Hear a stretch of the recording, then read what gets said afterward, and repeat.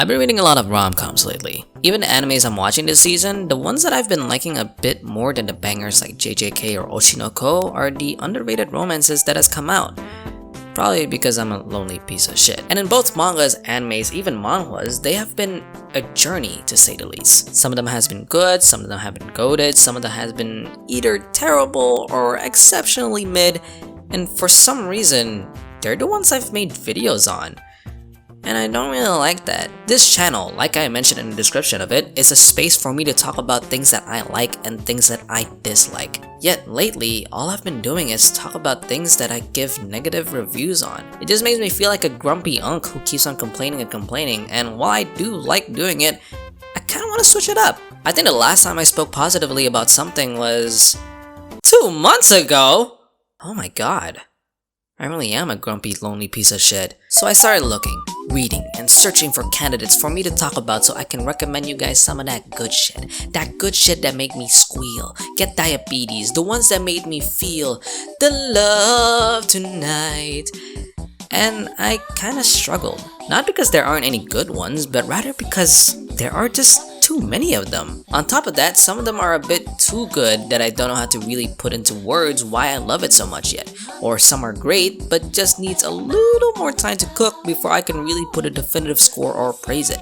And in the middle of this dilemma, I decided to read something I didn't expect to read. A manga that I dropped within the first 5 chapters and decided to leave alone, named Haimiya Senpai is Scary But Cute. A manga that's been given a lot of praise, high ratings, people glazing it, people making tons of edits of it, but I was hesitant on making a video on it because when I read it, I just didn't think it was that good.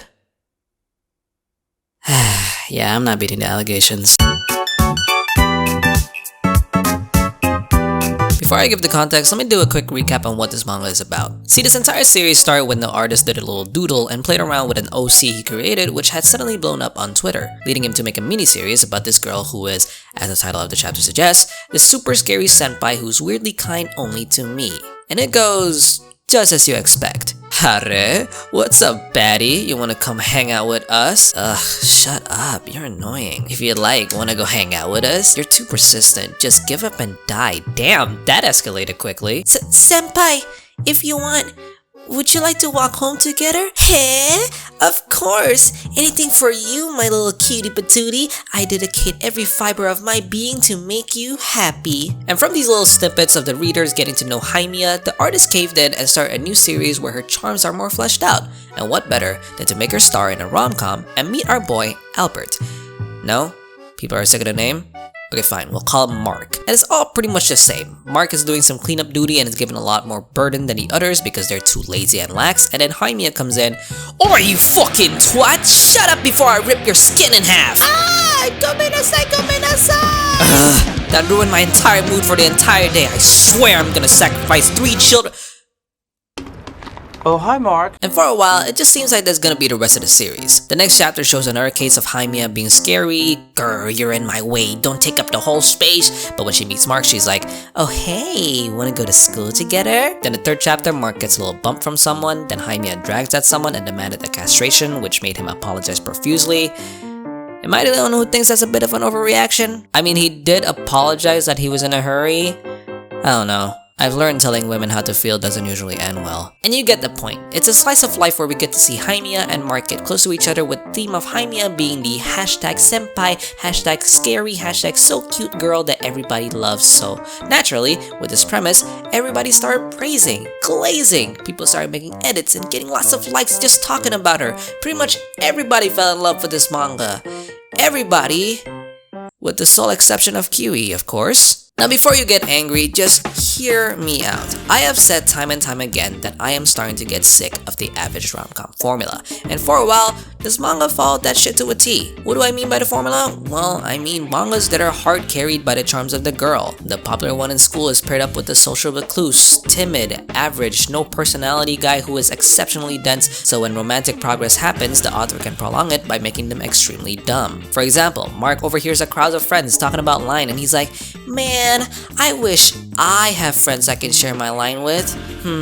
Maybe I can share it with this girl who is an asshole to everyone but is nice to me and only me. Not to the hot guys, not to the cool kids, the teachers. I don't even think she's nice to her own parents. Surely, she has some positive feelings towards me, right? Like me?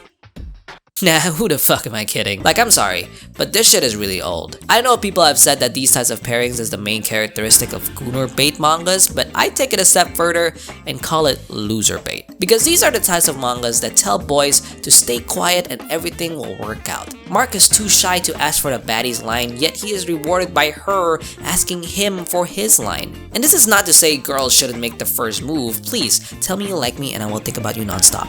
We men are very easy. But this idea of getting congratulated for your cowardice is, I think, a dangerous mentality that a lot of people fall victim to. Be brave to take the first step. If there's someone you like, go talk to them. It's scary, but that's the point. A lot of times in life, you need to take a leap of faith. It doesn't matter how maxed up your stats are. If you don't go out and jump into dungeons, you're never getting any XP. Don't be like Mark, who just sits back and wait for the person to make the initiative. Go out there, be yourself, text her, ask her if she's free this Sunday, invite her out to watch some movies or something, go dress up and have a date with them.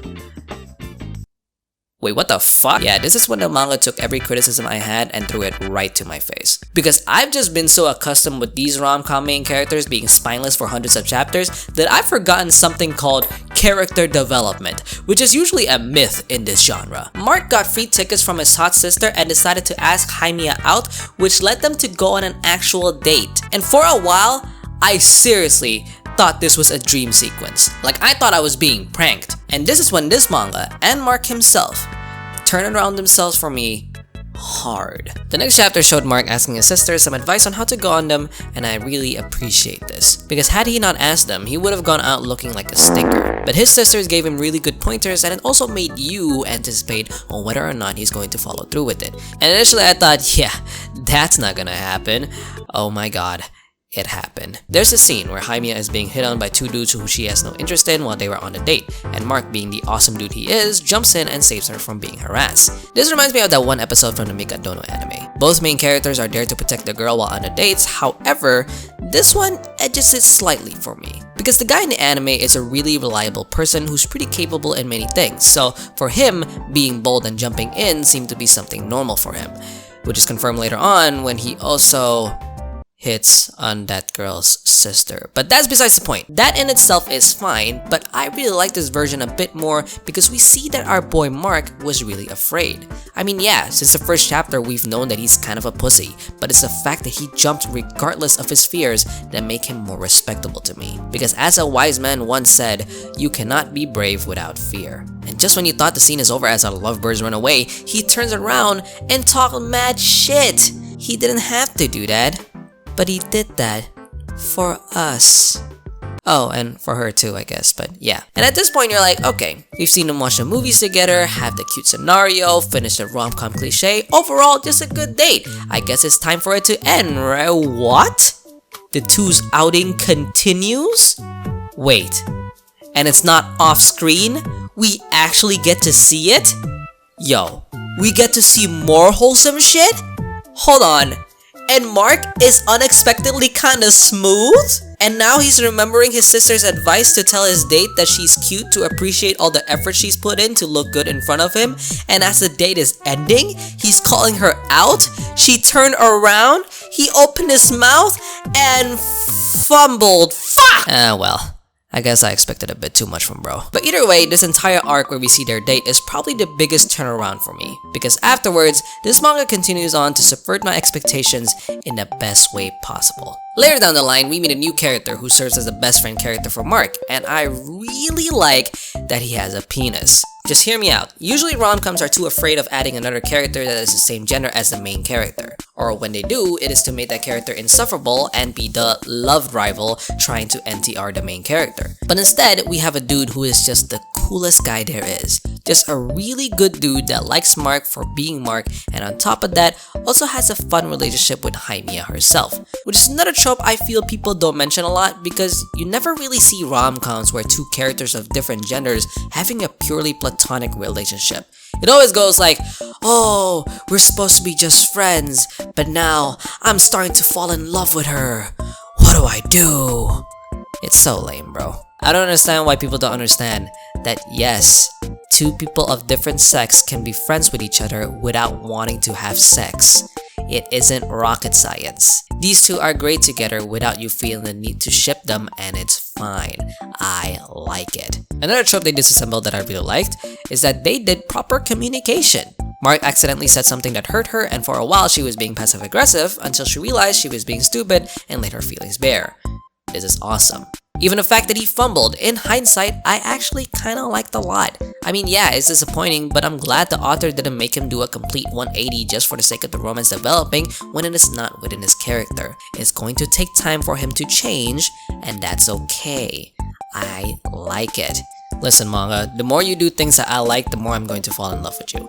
Keep up the good work. But the last thing I want to touch on is chapter 21, which by the time this recording is the latest chapter to come out. And I want to talk about it because this is a chapter that really solidified its place for me, as it is a chapter in which I read and made me go, oh yeah, this one fucks. Mark overhears people making rumors of their relationship and how weird it looks, so he backed out and practically avoided her to not give any more flames to the rumors. I'm sure you've seen this kind of thing happen before, it isn't new. But what is new is that when being confronted and Haimiya finds out why he's been avoiding her lately, she unironically crashed the fuck out. And I love this. So many times these types of scenarios are met with the girl going, oh, that's it? Ah, you really got me going there. But for once, it actually gave me a scenario I've always wanted to see. Because I'd imagine myself being in the position of this person who was chilling, then all of a sudden, my favorite person decided to distance themselves and pretty much abandon me, all without me knowing why. Then when I found out that they've been doing so because they were worried about how other people feel, I would be extremely upset. Why do you care so much about other people when this is our relationship? Why care about them instead of caring about us? Doesn't my opinion matter? So when animes do this thing and say, it's not a big deal, I'm like, the fuck? No, it fucking is! And this is why I am liking this manga a lot. Time and time again, it subverts my expectations and actually gave me something different. They start out feeling like something generic, then twist your nipple and surprises you with something unexpected. And it's really making me like Mark as a main character, because he is the very embodiment of the typical rom-com main character nowadays, and this manga basically takes that and slowly pegs him down for him to bloom into something more. He's learning, he's not one-dimensional, he fucks up and that's fine. That's what being guys are all about. What matters is changing from those mistakes and becoming the ideal person you want to be. This manga doesn't treat him as a blob to just bring out the charms of the main girl. This author actually cares and wants him to be a part of the story for something more, making him go from someone that starts out as a self-insert to someone I actually view as a character. And considering the market that we have nowadays, that's speaking for a lot. I had zero expectations for him, but he's made me like him so much that honestly, I kinda wanna use his real name now. Okay, fine, Mark. From now on, we'll call you by your actual name, Kurose-kun. Overall, I just like this manga a lot. From something that seemed so generic, it ended up being one of my favorite things to read at the moment. Ideally, it would have been great if I made this video when the next chapter comes out so I can know more about how they're going to resolve this issue of theirs, but now, I have so much faith in this author that I just know that they are going to cook. This manga started off in what I believe to be in the mid category, but as time continues and I keep reading, I think it is safe to say that it's proved me wrong and managed to place itself into one of my favorites. So I am going to give Haimiya Senpai is Cute But Scary a cute but scary score of 9 out of 10. Sup y'all, hope you enjoyed this video. You know the drill, check out my Instagram, but more importantly, I'm getting more active in this channel where I sporadically upload and stream, so check that shit out if you're interested. I think I'm gonna be streaming Persona this week, probably, so yeah, hope to see y'all there. Either way, I'll see you next time, bye bye!